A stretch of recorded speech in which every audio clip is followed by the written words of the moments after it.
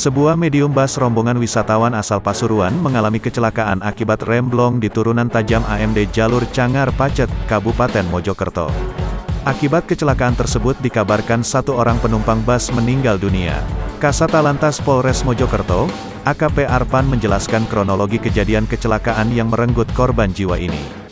Berawal saat kendaraan bus mini S7064 yang dikemudikan Abdul Gofur, 37, warga Dusun Karanglo, Desa Sukorejo, Kecamatan Sukorejo, Kabupaten Pasuruan, melaju dari arah Cangar menuju kawasan Pacet pada Kamis, tanggal 4 November tahun 2021, sore.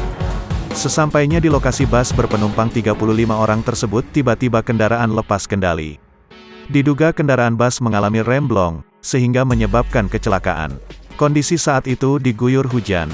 Sopir merasakan rem seakan tidak berfungsi yang menyebabkan kendaraan melaju tidak terkendali menabrak tebing pembatas jalan dan terguling.